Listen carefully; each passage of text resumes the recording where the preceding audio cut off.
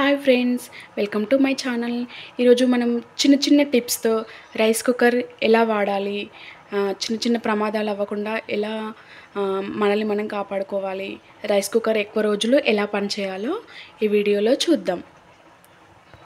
ఒక 2 గ్లాసుల బియ్యాన్ని తీసుకుంటున్నాను ఒక బౌల్లోకి.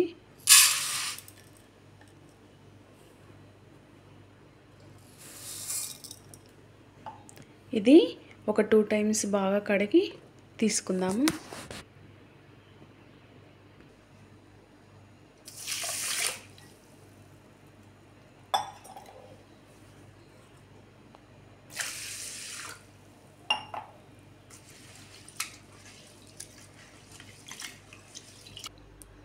ఇప్పుడు మనం కడిగి పెట్టుకున్న బియ్యాన్ని రైస్ కుక్కర్లోకి ఎలా ట్రాన్స్ఫర్ చేసుకోవాలో చూద్దాం.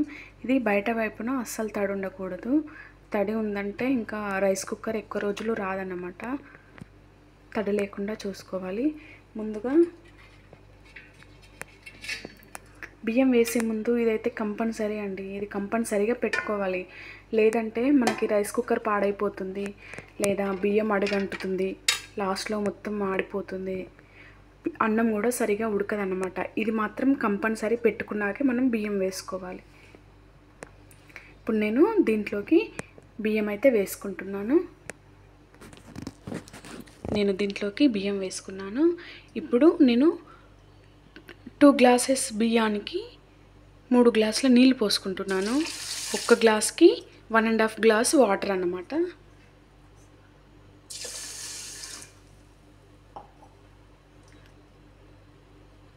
ఈ 3 గ్లాస్ వాటర్ యాడ్ చేయడం వల్ల కొందరైతే 1 గ్లాస్కి 1 గ్లాస్ వాటర్ పోస్తారండి. అది కరెక్ట్ కాదు. 1 గ్లాస్ రైస్కి 1.5 గ్లాస్ వాటర్ ఖచ్చితంగా పోయాలి. అలా పోసినప్పుడే అన్నం పర్ఫెక్ట్గా ఉడుకుతుంది. ఇప్పుడు నేను మూత పెట్టేసుకుంటున్నాను. ఇప్పుడు నేను కుక్కర్ అయితే ఆన్ చేస్తున్నాను. ఎలా చేస్తున్నానో ఒక్కసారి చూడండి. ముందుగా ప్లగ్ పెట్టేసుకుంటున్నాను. ప్లగ్ పెట్టేసుకొని స్విచ్ వేసుకున్నాను. ఇప్పుడు లైట్ మనకి ఇటువైపు ఉంది కదా, మనము ఇటు సైడ్ వచ్చింది లైట్. అన్నం మొత్తం ఉడికిన తర్వాత ఈ లైట్ అనేది ఇటువైపు వస్తుంది.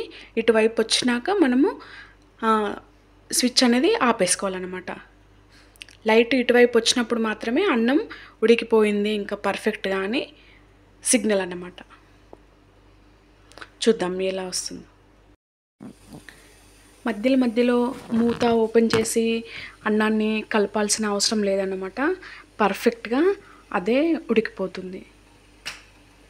కొంతమంది అయితే మధ్యలో కలుపుతూ ఉంటారు. ఇంకా స్టీల్వి ఇంకా మెటల్వి స్పూన్స్ పెడతారండి దాంట్లో. అలాంటి పనులు అస్సలు చేయొద్దు. ఒకవేళ అలా చేసినట్లయితే మనకి షాక్ కొట్టే ప్రమాదం ఉంది కదా. సో ఒకవేళ మీరు కలపాలనుకుంటే ప్లాస్టిక్తో కానీ, లేదా ప్లాస్టిక్ వాడము మేము అనుకున్నట్లయితే వుడ్ స్పూన్తో కానీ కలుపుకోవచ్చు. చూడండి, సిగ్నల్ అయితే ఇటువైపున వచ్చేసింది. ఇప్పుడు అన్నం పర్ఫెక్ట్గా అయిపోయిందన్నమాట. మనం మూత ఓపెన్ చేసుకొని చూసుకుందాం. ముందుగా స్విచ్ ఆఫ్ చేసుకొని ప్లగ్ తీసేసుకుంటున్నాను.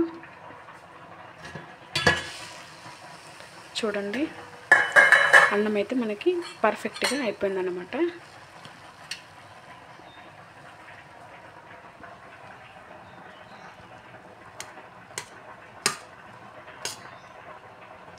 మెత్తగా కాకుండా, బాగా పలుకుగా కాకుండా పర్ఫెక్ట్గా వచ్చింది. రైస్ కుక్కర్ మనం వాడేటప్పుడు కార్బన్ కోటెడ్ అయితే అస్సలు తీసుకోకండి. అవి మధ్యలో కొన్ని రోజులు అవగానే స్క్రాచెస్ వస్తాయి కదా, అలాంటివి వాడడం కూడా హెల్త్కి మంచిది కాదంట. సో అల్యూమినియంని తీసుకోవడానికి మ్యాక్సిమం ట్రై చేయండి. ఓకేనా? నచ్చిందా వీడియో? అయితే ఎందుకు లేట్, వెంటనే మా ఛానల్ని సబ్స్క్రైబ్ చేసుకోండి. Thank you for watching.